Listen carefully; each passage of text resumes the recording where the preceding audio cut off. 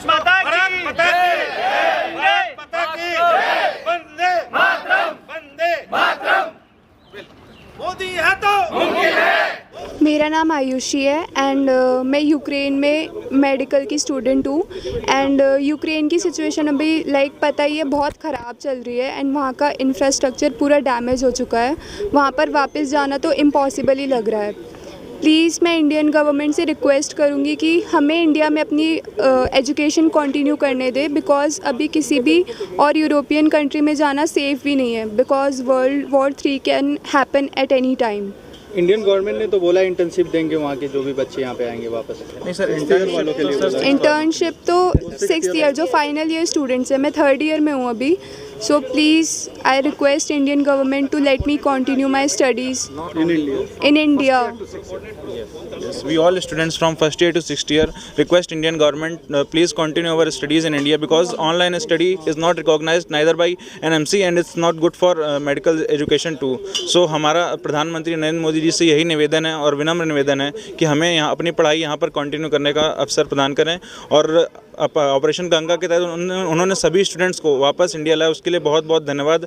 Central government, अपने प्रधानमंत्री श्री नरेंद्र मोदी जी और स्टेट गवर्नमेंट सभी को धन्यवाद देना चाहता हूं मैं। और मेरा सबसे यही निवेदन है कि हम लोगों को अपनी पढ़ाई यहाँ पर कंटिन्यू करने का मौका दें। जिस तरीके से यूक्रेन से आप लोग वापस आए, क्या समस्या हुई थी? समस्या सर बहुत हुई थी, चारों तरफ बम्बार्डिंग हो रही थी, लेकिन हम लोग को बस एक उम्मीद थी कि हमारे गवर्नमेंट ऑफिशियल्स, हमारी एम्बेसी उस तरफ खड़ी है और हम लोग को सेफली वापस इंडिया ले जाया जाएगा। तो इसी उम्मीद के सारे हम लोग वहाँ से अपने क्या वजह थी कि आप लोग लेट हो गए वहाँ पे? सर और यूनिवर्सिटीज़ हमारी सर ऑफलाइन स्टडीज़ कंटिन्यू कर रही थी और ऐसे कंडीशन में सर एम्बेसी ने भी sir essential non essential criteria sir डाल दिया था, तो हम लोग को सर कन्फ्यूज़न हो गई थी काफ़ी इस वजह से। और हमारी यूनिवर्सिटीज़, हम लोगों ने रिक्वेस्ट भी की कि हम लोग को ऑनलाइन स्टडीज़ कंटिन्यू कर दीजिए और हम लोग अपने इंडिया मदरलैंड वापस जाना चाहते हैं। लेकिन सर एम्बेसी से भी हम लोगों ने रिक्वेस्ट की कि वहाँ की एजुकेशन मिनिस्ट्री है उससे रिक्वेस्ट की जाए, लेकिन सर कोई रिस्पॉन्स नहीं आया। इस वजह से वेट करते करते हम लोग लेट हो गए थे। पहले तो प्राइम मिनिस्टर मोदी जी का बहुत धन्यवाद देना चाहूँगा कि हम सारे स्टूडेंट्स को सेफली यहाँ पे लाया गया। और बस हम लोग की एक ही रिक्वेस्ट है, हम्बल रिक्वेस्ट है कि हम लोग को यहाँ पे इंडियन मेडिकल कॉलेज में अकोमोडेट किया जाए। कैसे वो करेंगे? आपके पास फॉर्मेट है? वो तो बोलने कि नहीं हो पाएगा यहाँ के मेडिकल कॉलेज। नहीं, बिल्कुल हो सकता है, मोदी जी हैं तो सब मुमकिन है। और अगर हम लोग mostly 1st year to 5th year student हैं तो अप्रॉक्सीमेटली 12,000 स्टूडेंट है, तो अगर हर कॉलेज में 2 और 3 सीटें बढ़ा दी जाएँ तो भी it is possible. Kumar Sonkar है, मैं खारकी मेडिकल नेशनल यूनिवर्सिटी का 2nd ईयर स्टूडेंट हूँ और मैं गंगा ऑपरेशन के लिए बहुत धन्यवाद करता हूँ श्री नरेंद्र मोदी जी का। और हम उनसे बहुत रिक्वेस्ट करता हूँ कि हम लोग की स्टडी यहाँ पे कंटिन्यू करने के लिए मौका दिया जाए। और थैंक यू।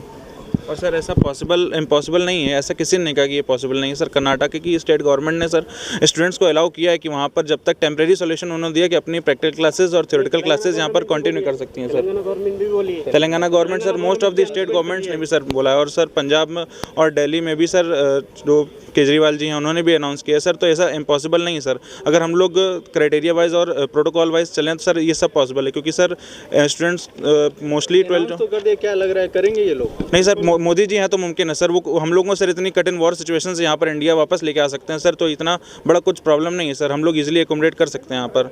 नहीं हूँ, मेरा बेटी है, मैं तेलंगाना हैदराबाद से हूँ। और क्या है, इधर जो आया था एक रीज़न है, मोदी जी इतना अच्छा काम कर रहा है, बच्चे के लिए काम करना कुछ ये नहीं है, ये छोटा सा काम है। क्यों बोले तो मैं नरेंद्र मोदी को रिक्वेस्ट कर रहा हूँ सर, जो है तेलंगाना गवर्नमेंट भी अनाउंसमेंट कर दिया, बोला है हम जो यूक्रेन से सभी लोग बच्चे आया वो तेलंगाना गवर्नमेंट अनाउंसमेंट कर दिया, मैं इधर ही पढ़ा लूँगा।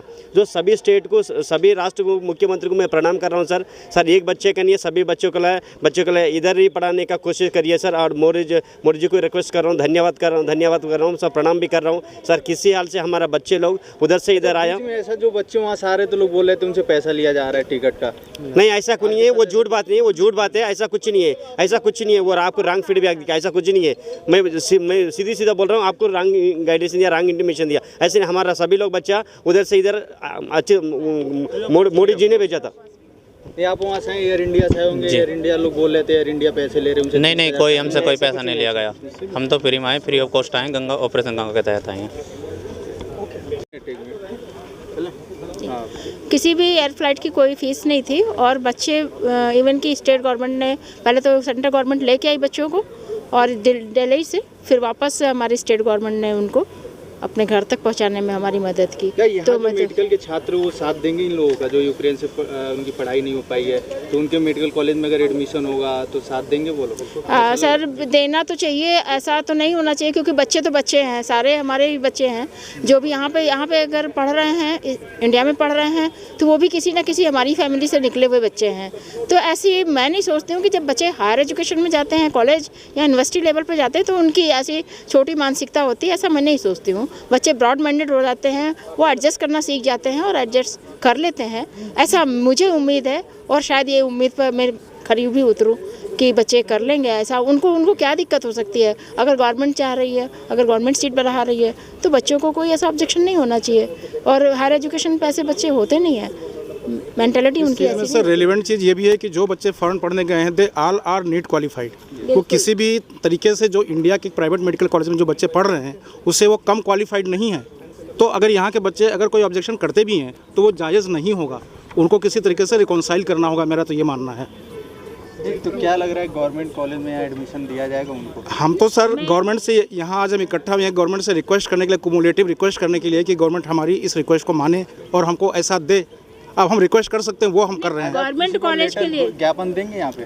अब ज्ञापन तो हमारे जो संयोजक साहब हैं, ऐसा है कि हम तो मोदी साहब तक भी हम वहाँ प्रयास कर रहे हैं कि वहाँ तक अपनी बात पहुँचाएं। और यहाँ पर आने का हमारा मकसद भी केवल यही है कि मोदी साहब तक हम अपनी बात पहुँचाएं। हाँ बिल्कुल, पीएमओ में देंगे कि जो हमारा जो रिक्वेस्ट है उस पर वो कंसीडर करें और हम हमारे बच्चों को यहाँ पर पढ़ाई के लिए एक अपॉर्चुनिटी प्रदान करें, जिससे हमारे बच्चे वापस वहाँ पर ना जाएँ। उस जो वार टॉर्न यूक्रेन है जहाँ पर अब पढ़ाई पॉसिबल ही नहीं है, वहाँ पर वो अब ना जाएँ। एक सिंपल सा रिक्वेस्ट है सर। एक बात और कहना चाहूँगी, जैसे गवर्नमेंट के पास इतनी सीट नहीं होती है तो वो जो हमारी फ़ीस स्ट्रक्चर था उसके अकॉर्डिंग हमको एडजस्ट कर लें हमारे बच्चों को। प्राइवेट कॉलेजेस में भी कोई ऐसा नहीं है कि वो गवर्नमेंट में और फ्री में पढ़ाएं, ऐसा हमारी कोई डिमांड नहीं है। जो हमारा फ़ीस स्ट्रक्चर यूक्रेन में था हमारे सारे बच्चों का, उस फीस स्ट्रक्चर पे वो प्राइवेट कॉलेजेस में लोग बोलते हैं इंडिया में फीस ज़्यादा लगता है। फीस हाँ बिल्कुल जो प्राइवेट कॉलेजेस हैं वहाँ पे फीस ज़्यादा है और इसलिए हमारे ये सारे बच्चे मुसीबत में फंसे। यूनिवर्सिटी कैसे मानेगी जब वहाँ का? सर ये तो गवर्नमेंट डिसाइड करेगी। गवर्नमेंट अगर फिक्स कर देती है तो कोई दिक्कत नहीं है। प्राइवेट कॉलेज के हाँ देखिए सारी चीज़ें, मैं खुद गवर्नमेंट जॉब में हूँ और मैं खुद एक गस्टेड ऑफिसर हूँ, तो मैं ये देखती हूँ कि गवर्नमेंट जो नियम निकाल देती है उसके आगे किसी की कोई काट नहीं होती है और वो चाहे तो वो ऐसा कर सकती है, क्योंकि जो उसने बना दिया उस नियम को सबको फॉलो करना ही करना है।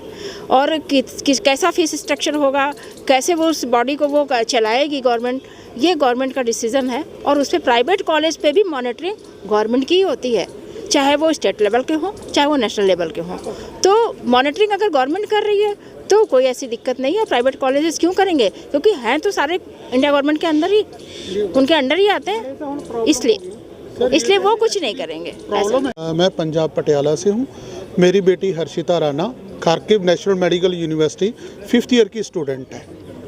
तो अभी बच्चे तो सभी चलो आ ही गए, पहुँच गए हैं, बट जितनी टेंशन पहले थी आज भी उतनी ही टेंशन बनी हुई है। पहले तो आने की टेंशन थी, बच्चे पहुँच गए, बट अब बच्चों की जो स्टडी है उसकी कंप्लीशन जो है, जैसे हमारा बच्चा 5th ईयर में है, अब बिल्कुल कंप्लीशन के मुकाम पे पहुंचा हुआ है।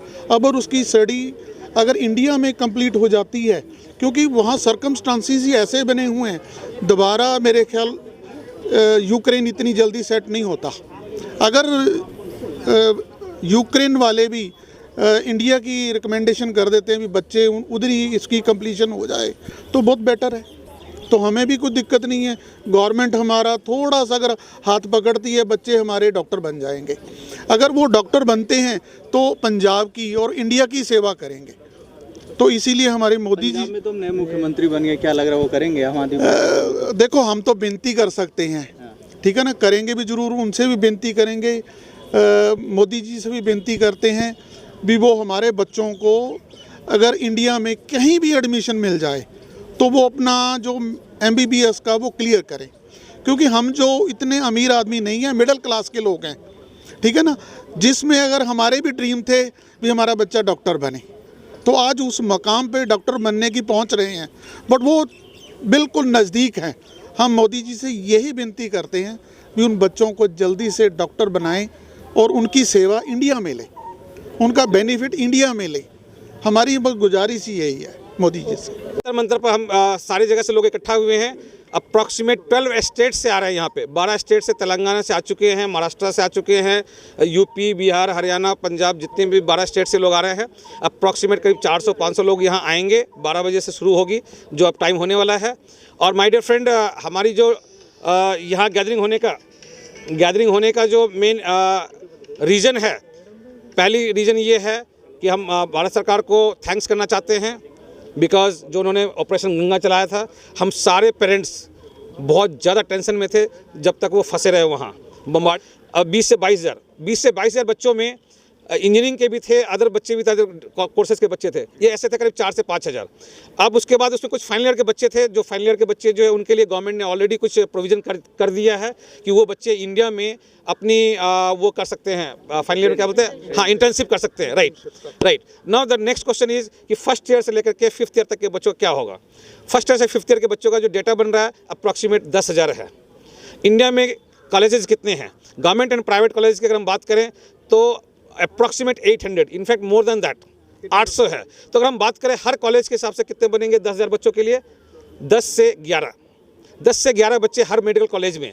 उसमें से कितने हमारे ये होते ईयर्स हैं, फर्स्ट ईयर 5th ईयर तक, यानी कि दो बच्चे पर ईयर। अब आप क्वेश्चन ये आता है, 2 बच्चे पर ईयर हर मेडिकल कॉलेजेस में क्या हम अकोमोडेट नहीं कर सकते? क्या हम उन बच्चों को एक्सेप्ट नहीं कर सकते? ये बच्चे हैं कहाँ के? इंडिया के हैं।